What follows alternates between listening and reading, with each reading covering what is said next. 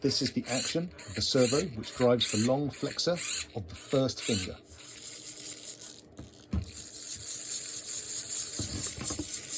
So the combined action of the fingers